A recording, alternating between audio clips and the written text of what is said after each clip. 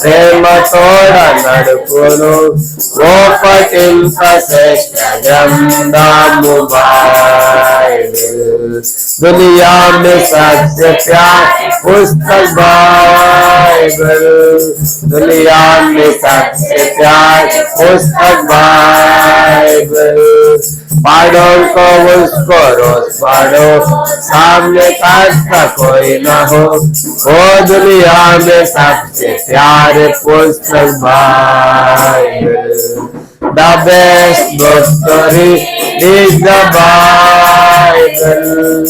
The best book story is the Bible.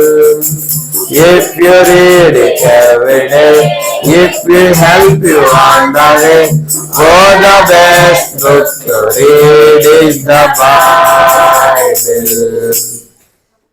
ఉదయ కాలము మా ప్రియమైన వారులారా మీ అందరికి కూడా మరి ప్రత్యేకమైన క్రిస్మస్ శుభాకాంక్షలు ముందుగానే అడ్వాన్స్గా తెలియజేస్తూ ఉన్నాం. క్రిస్మస్ అనగా ఒక మాటలో చెప్పాలంటే పరలోకం ఉన్నటువంటి దేవుడు భూలోకానికి దిగి వచ్చిన దినమే క్రిస్మస్. వెలుగైన దేవుడు చీకట్లో ఉన్న మానవాళికి వెలిగివ్వటానికి వెలుగుగా వచ్చినటువంటి ఆ దినమే క్రిస్మస్. మరణంలో ఉన్నటువంటి మానవునికి జీవం ఇవ్వటానికి వచ్చినటువంటి ఆ దినమే క్రిస్మస్. కాబట్టి క్రిస్మస్ అంటే ఇది సామాన్యమైన పండుగ కాదు. లోకాసు వార్త 2వ అధ్యాయం 10వ వచనంలో ఒక మాట రాయబడింది. లోకాసు వార్త 2వ అధ్యాయము 10వ వచనం. అయితే ఆ దూత భయపడకుడి, ఇదిగో ప్రజలందరికీ కలుగుబోవు మహా సంతోషకరమైన సువర్తమానం నేడు మీకు తెలియజేయుచున్నాను. పిల్లలు మనం గమనించామంటే క్రిస్మస్ అనగానే ఇది చాలా పెద్ద పండుగ. క్రిస్మస్ అనేది ఇది ఒక మహా పండుగ. 5 విషయాలు మీకు జ్ఞాపకం చేస్తా. క్రిస్మస్ అంటే మొదటిది, ఇది మహా పండుగ అని ఎందుకు అంటున్నామంటే ప్రపంచంలో ఎవరి యొక్క జన్మదినము కూడా ఇన్ని దేశాల్లో జరగడం లేదు. ప్రపంచంలో దాదాపుగా 280 కంటే ఎక్కువ దేశాలు ఉన్నాయి. వాటిల్లో 200 కంటే అధికమైన దేశాల్లో ఇలాంటి కూడికలు వేడుకలు జరుగుతున్నాయి. కాబట్టి ఒక్కరి జన్మదినము ఇంత ప్రపంచంలో ఇన్ని దేశాల్లో జరుగుతుందంటే ఇది చిన్న పండుగ కాదు, మహా పండుగ అని తెలియజేస్తున్నాం. ఆలోచించామంటే మన జాతిపిత గాంధీ గారి జయంతి మన భారతదేశం ఎంతో ఘనంగా జరుపుకుంటాం. కారణం ఏంటంటే ఆయన మన జాతిపిత, స్వాతంత్రం తెచ్చిన వాడని. కానీ గాంధీ గారి జయంతి అమెరికాలో జరగదు. అలాగే అమెరికాలో కూడా అబ్రహాం లింకన్ గారిని ఒక గొప్ప ఆయన ఉన్నాడు. ఆయన కూడా ఎంత పోరాడాడు ఆ దేశం కోసము. వాళ్ళు కూడా ఆయన జన్మదినం జ్ఞాపకం చేసుకుంటారు. కానీ అది అమెరికా వరకే పరిమితం. ఇదేం జ్ఞాపకం చేయబడుతుందంటే కొందరి జన్మదినాలు ఆ రాష్ట్రాలకు దేశాలకే పరిమితం. కానీ యేసు ప్రభు వారి జన్మదినము ఒక రాష్ట్రము కాదు, ఒక దేశము కాదు, ఒక మతము కాదు, ఒక కులము కాదు, ఒక ప్రాంతము కాదు. ఇది యావత్ మానవాళికి కూడా 200 దేశాల కంటే అధికమైన దేశాలు జరుగుతుంది. కాబట్టి క్రిస్మస్ అనేది ఇది ఒక మహా పండుగ అనే విషయం మీకు తెలియజేస్తున్నాం. రెండోది, క్రిస్మస్ అనగానే ఇక్కడ రాయబడింది లోక 2:10లో మహా సంతోషకరమైంది. కనుక సంతోషం కాదంట, ఏంటిది? మహా సంతోషం. కాబట్టి అందుకే చూడండి, కనుక యేసు వచ్చే సంతోషం ఎలాంటిదంటే 1 రోజు 2 రోజులు ఉండేది కాదు. యోహాను 16:7 చెప్పాడు, ఈ సంతోషం ఎవడు మీ యొద్ద నుండి తీసివేయలేడు. కాబట్టి ఈ సంతోషము ఇది మహా సంతోషం కలిగించేది. ఏంటి మహా సంతోషం ఎందుకు కలిగిస్తుంది అని ఆలోచించినప్పుడు పరలోకమైనటువంటి దేవుడు భూలోకానికి దిగి వచ్చినటువంటి ఈ మహాదినము కనుక గొప్ప సంతోషాన్ని కలిగించేదిగా మనకు జ్ఞాపకం చేయబడతా ఉంది. కాబట్టి మనం ఆలోచించాలి. రెండవదిగా ఇది మహా సంతోషకరమైన సువర్తమానం అని తెలియజేస్తున్నాం. మూడో విషయం మనం జ్ఞాపకం చేసినప్పుడు క్రిస్మస్ అంటే ఇక్కడ లోక 2:10లో రాయబడింది, ఇది వార్త కాదంట, ఇది మహా శుభవార్త, మహా సువర్తమానం. ఇక్కడ పిల్లలు క్రిస్మస్ అనేది ఇది మహా పెద్ద శుభవార్త. ఇక్కడ లోకంలో ఎన్నో వార్తలు ఉంటాయి కనుక వాటిలో ఇది చాలా ప్రాముఖ్యమైనది. కనుక ఇది మహా శుభవార్త అనే విషయం కూడా మీకు తెలియజేస్తూ ఉన్నాం. నాలుగోది మత్తయి సువార్త 2:10లో రాయబడింది, ఆ జ్ఞానులు ఆ నక్షత్రమును చూచి అత్యానందభరితులని రాయబడింది. క్రిస్మస్ అనేది ఆనందము కాదు, ఇది అత్యానందం అనే విషయం కూడా ఈ ఉదయకాలం మీకు తెలియజేస్తూ ఉన్నాం. ఆఖరి క్రిస్మస్ అనగానే ఇక్కడ రాయబడింది లోకాసువార్త 2:10, ఇది కొందరికి కాదండి, ప్రజలందరికీ కలుగబోవు మహా సంతోషం. కనుక ఇది క్రిస్మస్ అనగానే కొంతమంది క్రైస్తవులకు మాత్రమే అనుకుంటున్నారు, కానీ బైబిల్లో రాయబడింది ఇది క్రైస్తవులకు మాత్రమే కాదు, ఇది అందరికీ, ప్రజలందరికంటే ప్రపంచంలోని మానవాళి అందరికి కూడా ఈ యొక్క వార్త చెప్పబడుతుంది. ఆయన అందరి కోసం వచ్చిన వాడు. అందుకు అపోస్తలులు 10:36 రాయబడింది యేసుక్రీస్తు అందరికీ ప్రభు అనే మాట మనం చూస్తాం. కానీ పిల్లల క్రిస్మస్ అనగానే ఈ 5 విషయాలు జ్ఞాపకం పెట్టుకోవాలి. మొదటిది, ఇది చిన్న పండుగ కాదు, మహా పండుగ. 200 కంటే అధికమైన దేశాలు జరుగుతుంది కాబట్టి ఇది చాలా పెద్ద పండుగ. రెండోది, క్రిస్మస్ అనగానే సంతోషము కాదు, మహా సంతోషము. మూడోది, క్రిస్మస్ అనగానే ఇది చిన్న వార్త కాదు, మహాశుభ వార్త. నాలుగోది, క్రిస్మస్ అనగానే ఆనందము కాదు, అత్యానందము. ఆఖరిది, క్రిస్మస్ అంటే కొందరికి కాదు, యావత్ మానవాళికి అని తెలియజేస్తున్నాం. అయితే ఈ రాత్రి ఈ యొక్క ఉదయకాల సమయంలో ఎందుకు ఈ యొక్క క్రిస్మస్ ఇంత ఘనమైన పండుగగా జరుపుకుంటున్నారు అని ఆలోచించినప్పుడు, కానీ ఒక మాటలో చెప్పామంటే ఆ దేవుడే మానవుడయ్యాడు. వాస్తవానికి దేవుళ్ళకి యేసుప్రభు వారికి పుట్టుక అనేది లేదు. ఎందుకంటే దేవునికి పుట్టుక ఉంటే ఆయన మనలాగా మనిషి అయిపోతాడు, కానీ దేవునికి పుట్టుకేమీ లేదు. కనుక ఆయనకి జన్మదినం అంటే ఏమీ లేదు. అందుకే 1 తిమోతి 1:15 రాయబడింది, పాపులను రక్షించడం క్రీస్తు చేసి లోకములకు వచ్చేను అని రాయబడింది. అంటే ఈ లోకానికి వచ్చాడంటే ఆయన వేరే లోకంలో ఉన్నాడు, పరలోకం ఉన్నాడు. ఈ లోకానికి రావాల్సి వచ్చింది కానీ ఆయనకు జన్మమేమీ లేదు. ఎందుకంటే ఆయన చెప్పాడు, నేను మొదటి వాడను కడపటి వాడను, ప్రారంభము నేనే అంతము కూడా నేనే, ఆది నేనే అంతము నేనే. కాబట్టి ఆయనకి జన్మలంటూ ఏమి ఉండవు దేవునికి. కానీ ఈ లోకానికి రావాల్సి వచ్చింది. కారణం ఏంటంటే లోకమంతా చెడిపోయింది, లోకమంతా పాపముతో ఉంది, లోకమంతా చీకటితో ఉంది, లోకమంతా మరణఛాయలు కమ్ముకున్నాయి. ఇలాంటి లోకాన్ని రక్షించాలి అంటే, మానవిక పాపం పోవాలి అంటే గ్రంథాలు సెలవిస్తున్నాయి రక్తము చెందించాలి అని. ఎందుకంటే రక్తము చెందింపకుండా పాప క్షమాపణ కలిగిదని సామాన్యంగా చెప్పవచ్చు. కానీ రక్తం చెందించాలి. అది ఏ రక్తము? ఎడ్ల యొక్కయు, మేకల యొక్క, కోళ్ళ యొక్క రక్తము మానవుని పాపం తీసివేయదని హెబ్రీ 10:4 రాయబడింది. అలాంటిది మరి పరిశుద్ధ రక్తం కావాలి. పరిశుద్ధ రక్తం కావాలంటే ఈ లోకంలో పరిశుద్ధులు ఎవరున్నారు? బైబిల్ సెలవిస్తా ఉంది, నీతిమంతుడు లేడు, ఒక్కడు లేడు, గ్రహించేవాడు లేడు, దేని వెతకవాడు లేడు, అందరూ తోత ఏకముగా పలికి మాలి వారని రాయబడింది. ఆ కారణం చేత పాపము లేని ఆ దేవుడే ఈ లోకానికి దిగి రావాల్సి వచ్చింది. ఆ దేవుడు సామాన్యమైన వాడు కాదు. ఆయన ఆకాశమును, సముద్రమును, పర్వతములను సమస్త సృష్టి చేసిన సృష్టికర్త అయిన దేవుడు. కాబట్టి ఆయన మానవ లోకానికి మానవుల మధ్య రావాలని ఆయన సంకల్పించాడు. కాబట్టి మరి శరీరము లేని దేవుడు, రూపము లేని దేవుడు, ఆకారము లేని దేవుడు, ఒక మాట చెప్పాలంటే వాక్యమైన దేవుడు ఈ లోకానికి రావాల్సి వచ్చింది. ఎలాగొచ్చాడంటే ఒక శరీరాన్ని అమర్చుకుని ధరించుకొని ఈ పాప లోకానికి మనలాంటి పాప శరీరాకారంతో వచ్చాడు. మానవులందరి యొక్క శిక్ష ఆయన మీద వేసుకున్నాడు. కనుక కలువరి శిలువెక్కాడు. తల్ల ముండకేయటము, పాదహస్తాలు మేకులు, ప్రక్కల బల్లెము, దీపంతా దున్నబడి రక్తబడి వరకు శివులో ఆయన రక్తాన్ని కార్చి చనిపోయి సమాధి చేయబడి తిరిగి లేచాడు. ఆయన భూమి మీద లేచిన తర్వాత 40 దినాలు ఉన్నాడు. అందరూ కనపడ్డాడు. అందరూ చూస్తూ ఉండగా ఆరోహణమై పరలోకి వెళ్ళిపోయాడు. మళ్ళా అని చెప్పాడు, నేను మళ్ళా వస్తాను, మీకోసం స్థలము సిద్ధం చేస్తున్నాను, పరలోకములో కనుక స్థలము సిద్ధం చేస్తున్నాను, నన్ను నమ్మిన వారిని తీసుకొని పోతాను, మరలా వస్తానని చెప్పాడు. కాబట్టి ఈరోజు మా నిరీక్షణ ఏంటంటే ఆయన మరలా వస్తాడు, మమ్మల్ని తీసుకొని పోతాడు, మేము పరలోకములో ఉంటాము అనే గొప్ప నిరీక్షణ కలిగిన వారమై ఈ మాటలు మీకు తెలియజేస్తూ ఉన్నాం. ప్రియులారా, ఈ రాత్రి క్షమించండి, ఉదయకాల సమయంలో చాలా మంది యేసు అనగానే రకరకాల అభిప్రాయాలు ఉన్నాయి. బైబిల్లో కూడా ఒక ప్రశ్న వచ్చింది.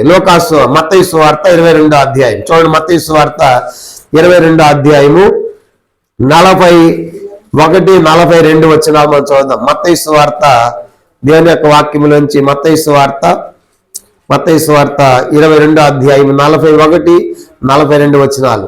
ఒకప్పుడు పరిసయ్యులు కూడి ఉండగా యేసు వారిని చూచి క్రీస్తుని గురించి మీకేమి తోచుచున్నది, ఆయన ఎవని కుమారుడని అడిగెను. కనుక క్రీస్తుని గురించి మీకేమి తోచుచున్నది. ఈ రాత్రి ఈ ఉదయకాల సమయంలో క్రీస్తు ఎవరు కనుక who is Jesus, who is Christ, కాబట్టి క్రీస్తు ఎవరు అనేటువంటి ప్రశ్నకు ఈ ఉదయకాలం మీకు కొన్ని విషయాలు మీకు తెలియచేయాలని కోరుతున్నాం. చాలా మంది మనసులో యేసు అనగానే ఒక క్రైస్తవ మతాన్ని స్థాపించాడు అనుకుంటున్నారు. కానీ యేసు ప్రభువారు ఈ లోకానికి మతాన్ని స్థాపించడానికి రాలేదని ఆయన ఎంతో స్పష్టంగా ఎన్నోసార్లు చెప్పాడు. ఈ రాత్రి ఆ యేసు ఎవరంటే ఒక మాట చూద్దాం. యేసు ఎవరంటే యోహాను సువార్త 4వ అధ్యాయం, యోహాను సువార్త 4వ అధ్యాయము, యోహాను సువార్త 4వ అధ్యాయము 42వ వచనంలో ఇలాగ రాయబడింది. యోహాను సువార్త 4వ అధ్యాయము 42వ వచనం. మా మట్టుకు మేము విని ఈయన నిజముగా లోక రక్షకుడని తెలుసుకొని నమ్ముచున్నామని. యేసు ఎవరంటే లోకాన్ని రక్షించేవాడు. కాబట్టి ఈ లోకానికి ఆయన ఎందుకు వచ్చాయంటే ఆయన లోక రక్షకుడిగా వచ్చాడు. కాబట్టి లోకాన్ని రక్షించేవాడు. ఎవరికి రక్షకుడు అవసరము? ఒక వ్యక్తి అగ్నిలో కాలిపోతా ఉంటే రక్షించండి రక్షించండి అంటాడు. నీటిలో మునిగిపోతా ఉంటే రక్షించండి అని కేకలేస్తాడు. కానీ యేసు ప్రభువారు ఎవరికి రక్షకుడు అంటే పాపములో ఉన్నటువంటి వారికి రక్షకుడు. అందుకే ఈ లోకానికి దేవుడు యేసు ప్రభువారిని పంపాడు. మొదటి యోహాను పత్రిక మానవులందరి పాప ప్రాయచిత్తం కొరకై ఆయన ఈ లోకానికి మన పాపానికి ప్రాయచిత్తంగా ఆయన ఈ లోకానికి వచ్చాడు. మొదటి యోహాను పత్రిక చూడండి. యేసు ప్రభువారు ఈ లోకానికి వచ్చిన ఉద్దేశం ఏంటంటే రక్షకుడిగా మానవుల యొక్క పాపానికి ప్రాయచిత్తం కలుగు చేయాలి. మొదటి యోహాను పత్రిక 4వ అధ్యాయం 14వ వచనం. మొదటి యోహాను పత్రిక పేజీ నంబర్ 223వ పేజీ, మొదటి యోహాను 4:14. మరియు తండ్రి తన కుమారుని లోక రక్షకుడిగా ఉండుటకు పంపిట మేము చూచి సాక్ష్యం ఇచ్చుచున్నాము. కాబట్టి ఎందుకు ఈ లోకానికి దేవుడు వచ్చాడంటే లోక రక్షకుడిగా వచ్చాడు. లోక రక్షకుడిగా వచ్చి ఏం చేశాడు? 10వ వచనం 4:10. మనము దేవుని ప్రేమించింది మన కాదు, తానే మనల్ని ప్రేమించి మన పాపములకు ప్రాయశ్చిత్తమై ఉంటకు తన కుమారుని పంపెను. కానీ ఈ లోకానికి యేసు ప్రభువారు వచ్చిన ఉద్దేశం ఏంటంటే లోకాన్ని రక్షించాలి. లోకాన్ని ఎలా రక్షించాలి? పాపంలోని మానవాన్ని ఎలా రక్షించాలంటే మానవ యొక్క పాపానికి ప్రాయశ్చిత్తం చేయాలి. అది ఎడ్ల యొక్క మేఘాల యొక్క సరిపోవటం లేదు. కాబట్టి ఆ దేవాతి దేవుడే కనుక మన కోసం శిలువ బలివుడి ద్వారా శిలువలో ప్రాయశ్చిత్తముగా తన యొక్క రక్తము చిందించడం ద్వారా ఈరోజు యావత్ మానవాళికి కూడా రక్షణ ఉచితముగా ఆయన అనుగ్రహిస్తున్నాడు. అందుకే ఆయన పుట్టినప్పుడు ఏమని పేరు పెట్టారు? మత్తయి సువార్త 1వ అధ్యాయం 21వ వచనంలో ఆమె కుమారుని కన్నును తన ప్రజలను వారి పాపముల నుండి ఆయనే రక్షించును కాబట్టి ఆయనకు యేసు అని పేరు పెట్టారు. యేసు అనగా అర్థం ఏంటంటే రక్షకుడు అని అర్థం. కాబట్టి ఈ రాత్రి ఈ ఉదయకాల సమయంలో ప్రియులారా, యేసు ఎవరంటే పాపములో ఉన్నటువంటి వారిని రక్షించేవాడు, పాపములను క్షమించేవాడు, మామూలు పాపానికి శిలువలో ప్రాయశ్చిత్తము చేసిన వాడు, సమాధి చేయబడి తిరిగి లేచిన వాడని తెలియజేస్తున్నాము. ఇది మొదటి ప్రాముఖ్యమైన సంగతి. యేసు అనగా రక్షకుడు. ఎవరికి రక్షకుడు అంటే లోకములో ఉన్న వారందరూ రక్షించాలని ఆయన లోకంలో జన్మించాడు. ఇది మొదటి ప్రాముఖ్య విషయంగా మనం జ్ఞాపకం చేసుకుంటాం. రెండవ సంగతి మనం చూసామంటే యేసు ఎవరంటే చూడండి, యేసు మనం చూసామంటే రెండో సంగతి మనం చూద్దాము. యోహాను సువార్త 8వ అధ్యాయం, యోహాను సువార్త 8వ అధ్యాయము 12వ వచనంలో ఇలాగ రాయబడింది. యేసు ఎవరంటే ఆయన చెప్పాడు. యోహాను సువార్త 8వ అధ్యాయము 12వ వచనం. యోహాను 8:12. మరలా యేసు నేను లోకమునకు వెలుగును, నన్ను వెంబడించేవాడు చీకటిలో నడువక జీవపు వెలుగు కలిగి ఉండని వారితో చెప్పాను. యేసు నేను లోకమునకు వెలుగును, I'm the light of the world అన్నాడు. కాబట్టి నేను లోకమునకు వెలుగు. యేసు ప్రభువారు ఎవరంటే వెలుగై ఉన్న దేవుడు, ఆయనలో చీకటి ఎంత మాత్రము లేదు. మొదటి యోహాను పత్రిక 1వ అధ్యాయం 5వ వచనంలో రాయబడింది. మొదటి యోహాను 1:5 దేవుడు వెలుగై ఉన్నాడు, చీకటి ఎంత మాత్రం ఆయన యందు లేదు అని రాయబడింది. కట్పీలారా, ఈ ఉదయకాల సమయంలో జ్ఞాపకం చేయబడిన రెండో సంగతి ఏంటంటే యేసు అనగా ఈయన వెలుగై ఉన్న దేవుడు, వెలుగై ఉన్న దేవుడు. ఈ లోకానికి ఆయన వెలుగుగా వచ్చాడు. లోకమంతా చీకటిలో ఉంది, అంధకారంలో ఉంది, మానఛాయలో ఉంది. ఇలాంటి దేశ నివాసుల మీద వెలుగు ప్రకాశించిందిగా మనం చూస్తాం. కాబట్టి యేసును నమ్మినటువంటి వారిని చీకటిలో నుండి ఆయన వెలుగులోకి నడిపిస్తాడు. కాబట్టి రెండవది యేసు అనగా ఈయన వెలుగై ఉన్న దేవుడు. చీకటి ఎంత మాత్రం ఆయనలో లేదు. అందుకే ఆయన ఏ పాపము చేయలేదు. ఆయన పాపం ఎరుగుడని రాయబడింది, ఆయన పాపము చేయలేదని రాయబడింది.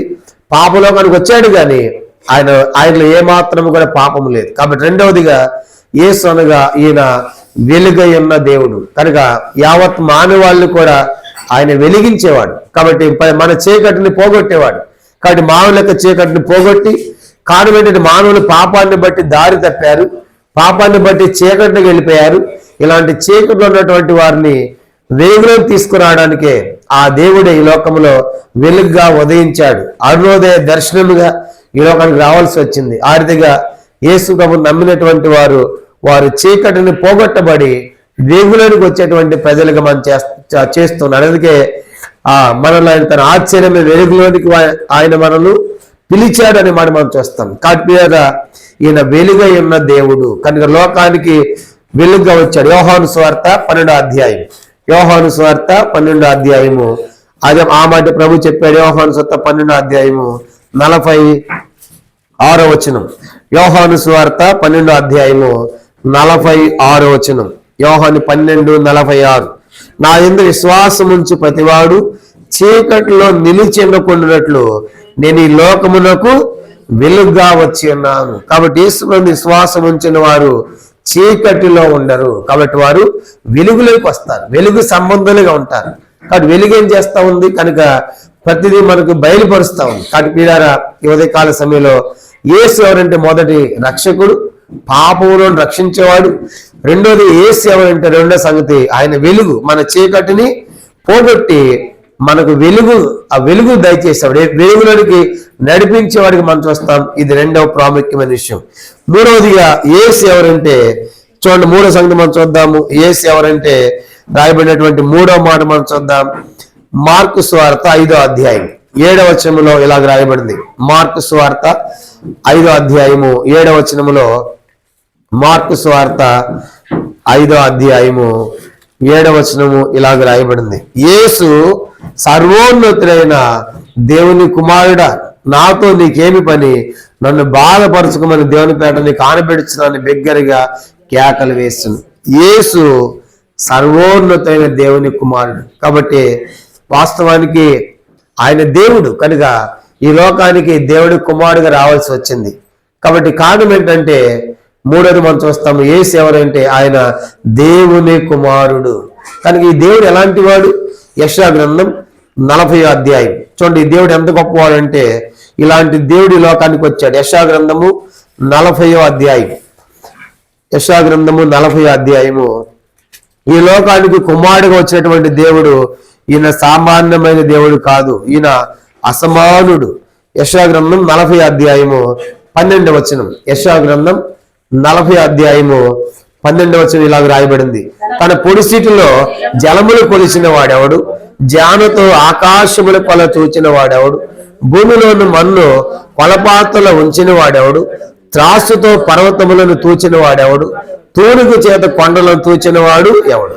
ఈ దేవుడు ఎలాంటి వాడంటే తన పొడిసీటిలో జలములు కొలిచిన వాడెవడు. ప్రపంచం అంతా కూడా 71% నీటితో నింపబడింది కనుక 71% నీరే.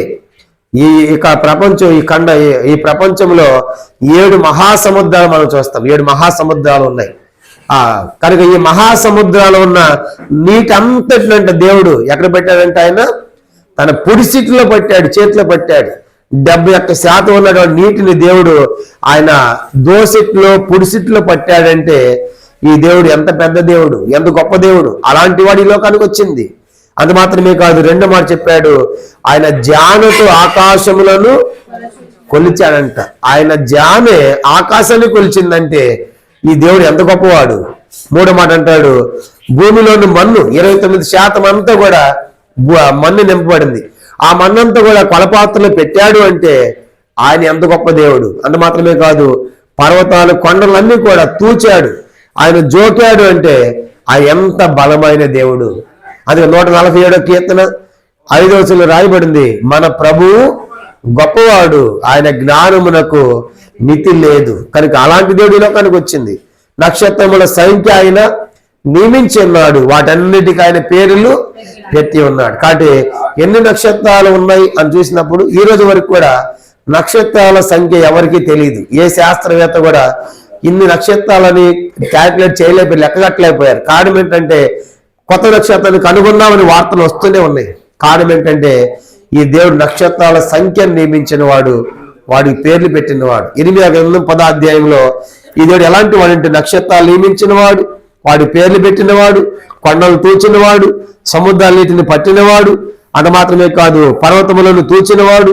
ఇంకా మనం గమనించాలంటే 8వ గ్రంథం ఈ దేవుడు ఎంత గొప్పవాడంటే మనం చూసామంటే 10వ అధ్యాయం, 8వ గ్రంథం 10వ అధ్యాయము, 8వ గ్రంథము 10వ అధ్యాయము ఇలాగ రాయబడింది.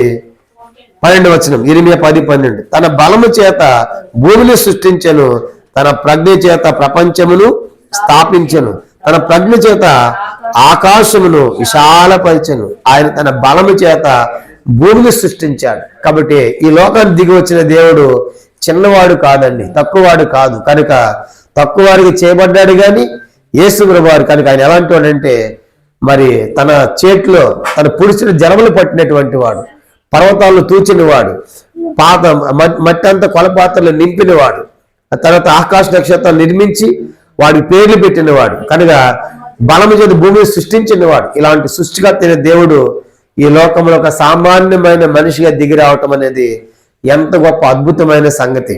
నీల్ ఆర్మ్స్ట్రాంగ్ అనేటువంటి ఒక వ్యోమగామి చంద్రమండలం మీదకి వెళ్ళి వచ్చాడు. విజయవాడలో ఒక మీటింగ్ పెట్టి ఆయన పిలిచినప్పుడు చాలా మంది కనుక ప్రొఫెసర్స్ కనుక శాస్త్రవేత్తలు అందరు చేరుకున్నారు అక్కడికి, ఆయా కాలేజీల నుంచి. ఆయన ఏం చెప్తాడు మొట్టమొదటిసారిగా చంద్రమండలం వెళ్ళాడు అని చెప్పేసి అందరు చేరినప్పుడు ఆయన అన్నాడు, నేను ఆకాశము చంద్రమండలం మీదకి వెళ్ళిన తర్వాత 8వ కీర్తన చదివాను, 19వ కీర్తన చదివాను. నేను ఆ యొక్క చంద్రమండలము, సూర్యమండలము అవన్నీ చూసినప్పుడు ఎంత పెద్ద సృష్టిని ఆకాశ నక్షత్రములు కలిగేసిన దేవుడు ఒక సామాన్యమైన మానవుడిగా భూలోకంలో జన్మించడము నాకు మహా అద్భుతం అనిపించింది అన్నాడు. నేను చంద్రమండలం మీదకి వెళ్ళి నాకు అద్భుతం అనిపించలేదు, కానీ అవన్నీ కలిగిస్తే దేవుడు ఈ లోకానికి దిగి రావటము మహా అద్భుతం అన్నాడు. అందుకే ఇది ఎంతో గొప్ప వార్త. కారణం ఏంటంటే ఎందుకు దిగి రావాల్సి వచ్చిందంటే మనందరి పాపాన్ని పరిహారం చేయటానికి. కాబట్టి ఆయన దేవుని కుమారుడికి ఈ లోకానికి వచ్చాడు. ఎందుకు ఆయన ఈ లోకానికి రావాలంటే 1 తెస్సలోనికైల పత్రిక 1వ అధ్యాయం 4వ మాట చూద్దాం. 1 తెస్సలోనికైలు 1:10 రాయబడింది. 1 తెస్సలోనికైలు 1:10, దేవుడు యేసు అనగా రాబో ఉగ్రతను మనల్ని తప్పించున్న ఆయన కుమారుడైన యేసు. కాబట్టి యేసు ఎవరంటే ఉగ్రత నుండి మనలను తప్పించేవాడు. కాబట్టి పాపం వల్ల వచ్చే జీతము మరణం. ప్రతి మనిషి పాపం చేశాడు. ప్రతి మనిషికి కూడా పాపానికి వచ్చే ఫలితం ఉంది, అది మరణం. ఒకసారి జన్మిస్తే 2 సార్లు చావాలి మనిషి. 2 మరణాలు ఉన్నాయి. ఒకటి భౌతికమైన మరణం, ఈ లోకంలో అందరూ చనిపోతున్నాం, మనము చనిపోతాము, ఇది సహజమైన భౌతికమైన మరణం. రెండవది చనిపోయిన తర్వాత మన ఆత్మ దేవుని దగ్గరికి వెళ్తుంది, అది 2వ మరణం ఉంది.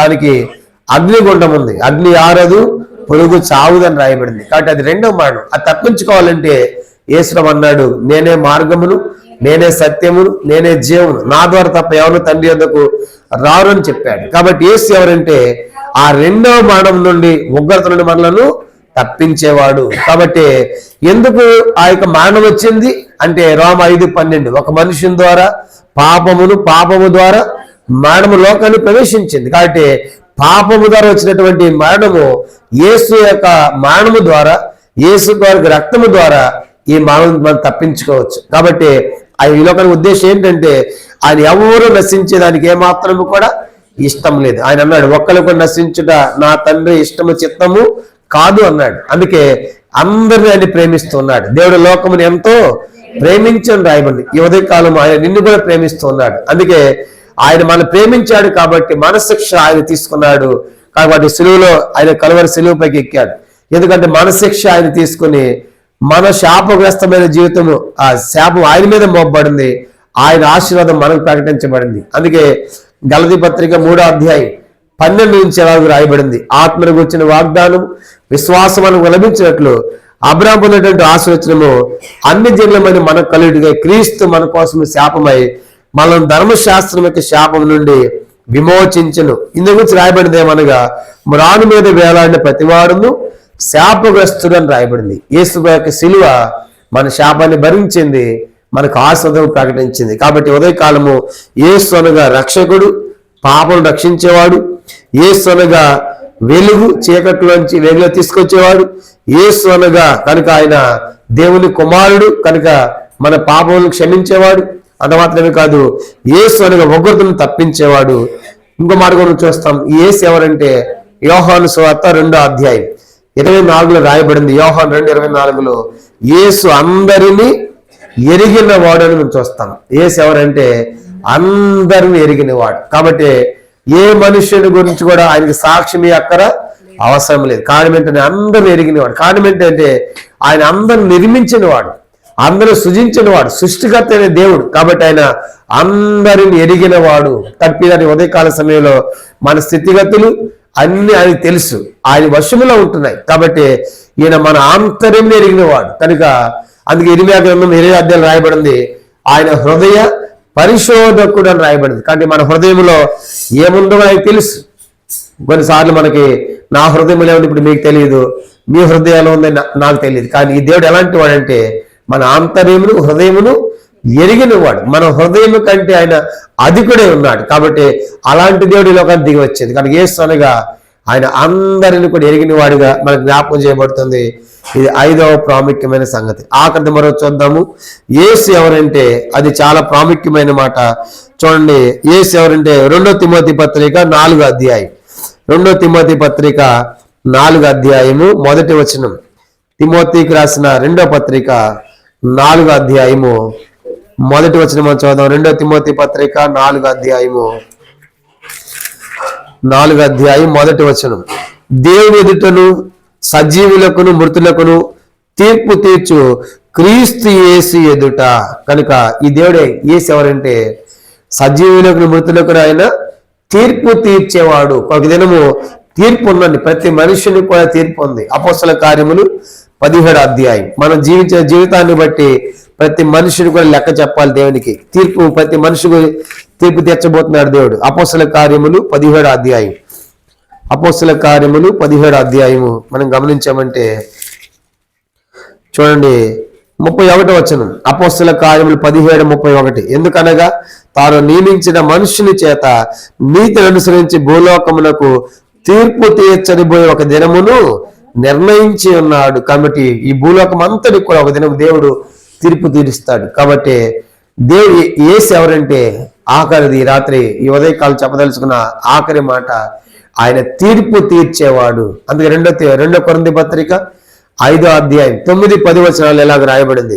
మంచివైనది సరే చెడ్డవైనది సరే దేహం ధరించిన ప్రతి వాటి ఫలం మనం పొందిన మెత్తము మన క్రీస్తు న్యాయపీఠం మీద ప్రత్యక్షము కావాలని ఒక దినం తీర్పు ఉందండి. కాబట్టి ఈ ఉదయకాలం ఎవరైతే యేసునందు శ్వాసం ఉంచుతారో వారికి తీర్పు తీర్చబడదు. కనుక మనుషులు ఒక్కసారి మృతి పొందవలను అటు తరువాత తీర్పు జరుగును అని హెబ్రీ 9:20 రాయబడింది. కాబట్టి ఈ ఉదయకాలం ప్రతి మనిషికి కూడా తీర్పు ఉంది. కానీ ఆ తీర్పులో లెక్క చెప్పాలి ప్రతి దాని గురించి కూడా. యేసుని నమ్మామంటే చాలు, ఆయన మన పాపాలన్నీ క్షమిస్తాడు, మనకేమీ లేదంట. చూడండి, యోహాను సువార్త 3వ అధ్యాయము 18వ వచనంలో ఇలాగ రాయబడింది. యోహాను సువార్త 3:18 మనం చూసామంటే ఆయన విశ్వాసం ఉంచు వానికి తీర్పు తీర్చబడదు. కాబట్టి ఉదయకాలము యేసు విశ్వాసం ఉంచామంటే ఆ యొక్క తీర్పును తప్పించుకుంటాం, అగ్ని కూడా తప్పించుకుంటాం, నరకం తప్పించుకుంటాం. నిత్యత్వం యుగాలు కూడా యేసు ప్రభువారితో సదాకాలము ప్రభు యొక్క రాజ్యంలో ఉంటాం. అందుకే ఆయన ఈ లోకానికి యేసు అనే నామాన్ని ధరించి ఈ లోకానికి వచ్చాడు. మనందరి పాపం కోసము ఆయన కలువరి శిలువ ఎక్కాడు. తనల ముండ్ల కేటము, పాదహస్తాలు, మేకులు, ప్రక్కలో బల్లెపు, పోటు వీపు ద్వారా కనుక చివరి రక్తపోటు వరకు కార్చి చనిపోయి సమాధి చేయబడి తిరిగి లేచాడు. ఆయన ఉదయకాలం మనం ప్రేమిస్తున్నాడు, పిలుస్తూ ఉన్నాడు. యేసు ప్రభు నేను పాపినని చిన్న ప్రార్థన చేస్తే ప్రభు నీకు గొప్ప రక్షణ ఇవ్వాలని కోరుతున్నాడు. కాబట్టి తృణీకరించవద్దు, నిరాకరించవద్దు, ఇది నాకు కాదు అనుకోవద్దు. ఈ ఉదయకాల ప్రభు నీ దాకా తీసుకొచ్చాడు, నీతోనే మాట్లాడుతున్నాడు. కాబట్టి నేను ప్రేమించే దేవుడు. కాబట్టి ఆయన విశ్వాసం ఉంచినటువంటి వారికి ఈ ఆశీర్వాదాలు పొందేటువంటి వారికి ఉంటారు. ఆ రీతిగా ప్రభు నేసందు విశ్వాసం ఉంచండి. అప్పుడు మీరు మీ ఇంటి వారు గొప్ప ఆత్మరక్షణ పొందెదరు. ప్రభు మిమ్మల్ని మీ కుటుంబములను బహుగా ఆశీర్వదించును గాక. ఆమేన్. అందరు చెప్పండి, happy happy Christmas, happy happy Christmas, merry merry Christmas, happy happy Christmas. ప్రార్థన చేస్తాము. సమయంలో ఒక ఇద్దరు ఈ కుటుంబం కొరకు ప్రార్థన చేస్తారు.